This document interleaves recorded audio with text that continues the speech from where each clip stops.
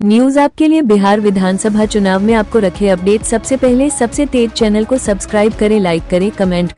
नमस्कार viewer, news आपके लिए दीपू कुमार। जैसे कि अभी मेरी मौजूदगी बेलागंज विधानसभा क्षेत्र में है और बेलागंज विधानसभा क्षेत्र में बहुत से उम्मीदवार चुनावी प्रचार प्रसार बहुत तेजी से कर रहे हैं। उसी व्यस्तम समय में मैं ऋचा झा से मिल रहा हूं, जो कि हमें हमारे चैनल को व्यस्तम समय में वो समय दिए हैं। तो आइए हम लोग ऋचा झा से जुड़ते हैं और जुड़ के बातचीत करते हैं क्या कुछ मुद्दे को लेकर ऋचा झा जी विधानसभा क्षेत्र में, बेलागंज विधानसभा क्षेत्र में आई हैं और क्या मुद्दा लेकर वो जनता के बीच जा रही हैं और जनता उनको क्यों वोट करेगी।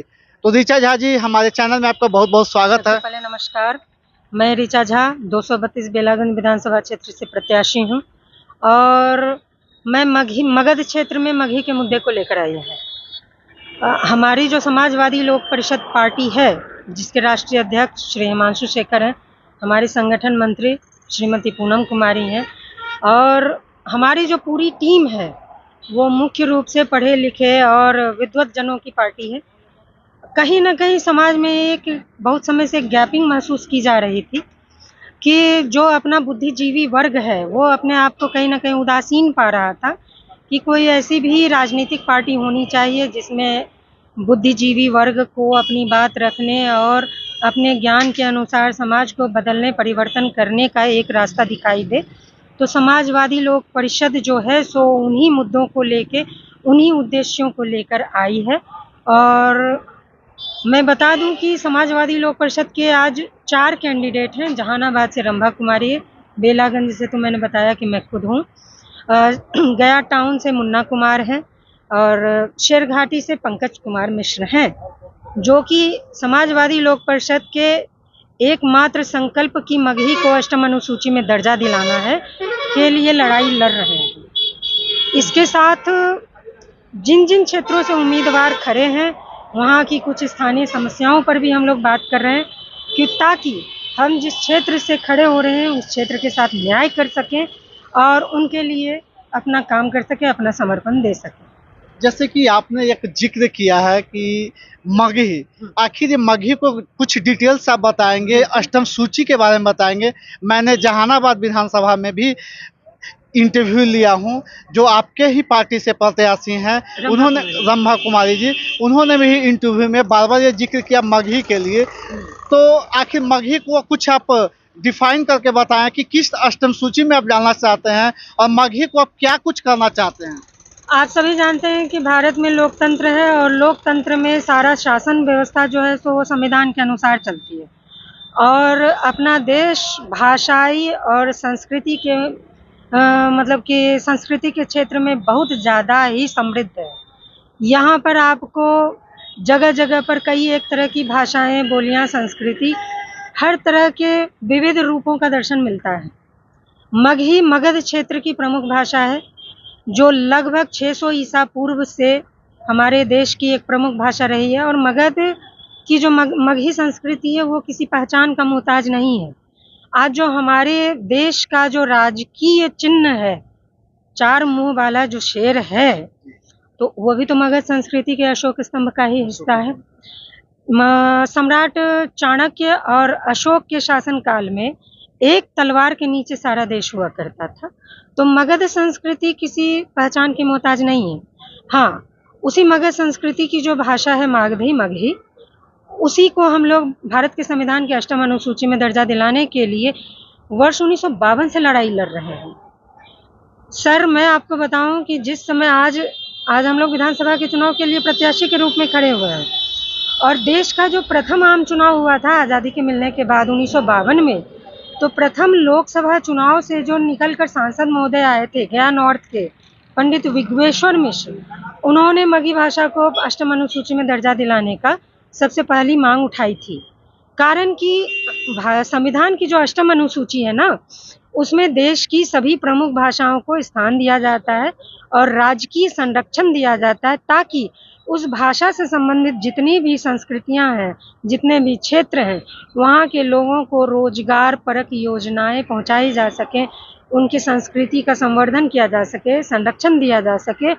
और यही कारण है कि अभी आप देखिए कि मैथिली को मिल गई है और कई एक भाषाएं हैं नागपुरी है, गुजराती है, खोरठा है। तो इन सभी भाषाओं को मगही के अलावा जितनी भी सारी भाषाएं हैं, सबको जगह मिल चुकी है। जगह मिल चुकी है। अभी मगही अपना स्थान पाने के लिए न्याय मांग रही है, लड़ाई लड़ रही है, और उसी मगही को अपना न्याय दिलाने के लिए हम लोग क्षेत्र में जुटे हुए हैं।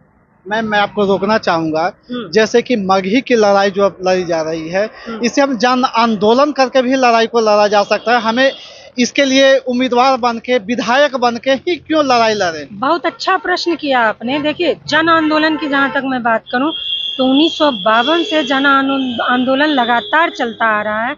मगह के कई एक मगहिया मुख्यमंत्री भी शासन में आ चुके हैं, और जहाँ तक आज चुनाव लड़के मगही को आगे ले जाने की बात है, तो ये हम लोगों ने मजबूरी में फैसला लिया है। जब किसी बात के लिए आपको चुनाव लड़ना पड़े तो आप स्वयं पत्रकार हैं, स्वयं समझदार हैं कि ये एक बहुत बड़ा ही कारण होगा कि उस कारण के लिए हम लोग लड़ाई लड़ने के लिए मैदान में जुट गए। आप सोचिए कि हमारे यहाँ के जो मगहिया मुख्यमंत्री हैं, तो उन्होंने सत्ता में रहते हुए हमारी भाषा के लिए कुछ नहीं किया। तो अब हम लोग जो इस आंदोलन के भागीदार हैं, तो हम लोगों को तो कोई ना कोई रास्ता चाहिए। हमने सभी बड़ी पार्टियों से गुहार किया कि आप लोग अपने घोषणा पत्र, अपने संकल्प पत्र में हमारी भाषा की मांग को रखें, लेकिन जब किन्होंने हमारी बात को नहीं माना, सभी ने हमारी अवहेलना की, तो हमारे पास चारा ही क्या बचा था। इसीलिए हम लोग मगही भाषा को अष्टम अनुसूची में दर्जा दिलाने के मांग को अपने संकल्प पत्र में शामिल करके और चुनाव लड़ने के लिए मैदान में खड़े हो गए। जैसे कि बेलागंज में विधानसभा में बहुत से और भी मुद्दे हैं, जैसे यहाँ पे शिक्षा है, व्यवसाय है, सफाई है, अन्य तरह के मुद्दे हैं जो हमारे बिहार में अक्सर देखी जाती है। इन मुद्दों के बारे में आप क्या कहेंगे? अगर बेलागंज के विधानसभा क्षेत्र से अगर आपकी जनता, आम जनता आप पे भरोसा करती है, आपको चुनाव जिताती है, तो किस तरह का आप विकास करेंगे? क्या रोड मैप होगा? बिल्कुल, हमारा रोड मैप क्लियर है कि देखिए, मगही भाषा को अष्टम अनुसूची में दर्जा दिलाने को आप सामान्य मत समझिए। मगही भाषा के लिए हमने एक जन आंदोलन किया था 2023 में, गया से लेके पटना तक, और उसके हमारा जो आंदोलन जिस दिन समाप्त हुआ 12 अप्रैल 2023 को, उस आंदोलन के बाद 48 दिनों के भीतर शिक्षक अभ्यर्थी की नियुक्ति के लिए बीपीएससी ने स्वीकार कर लिया और शिक्षक बहाली निकाल दी। तो शिक्षक जो बन के निकलेंगे मगही भाषा से, तो वो एक रोजगार का साधन बनेगा।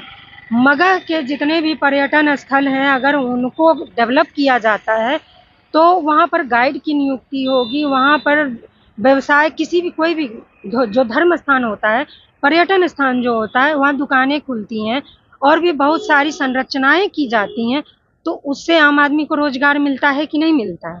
तो हम लोग रोजगार, व्यवसाय, शिक्षा के लिए ही तो काम कर रहे हैं।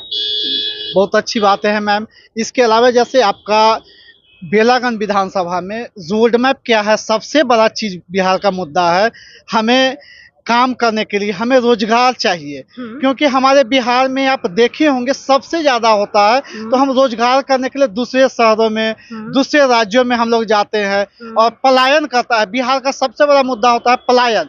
पलायन को अपने बेलागंज विधानसभा में कैसे रोकेंगे? क्या आपका इसका? बिल्कुल, उस बात पर मैं सीधे कहना चाहूंगी कि जो कहते हैं कि हम हर घर से रोजगार देंगे या 2 लाख रोजगार देंगे, 15 लाख रोजगार देंगे, तो पहले बताएं कि रोजगार कहाँ से देंगे। हम तो बता रहे हैं कि हम जिस भाषा संस्कृति की लड़ाई लड़ रहे हैं, जब वो सभी प्लेटफॉर्म पर स्थान प्राप्त कर लेगी, आप भी जानते हैं कि नियुक्तियां जो होती हैं, नौकरी की जो वैकेंसी आती है, वो मंत्रालयों से ही निकल के आती है, और जब सभी मंत्रालयों में आपकी सभ्यता संस्कृति को जगह मिलेगी, तो आपके लोगों को भी हर जगह की वैकेंसी में स्थान मिलेगा, और यही हमारा रोड मैप।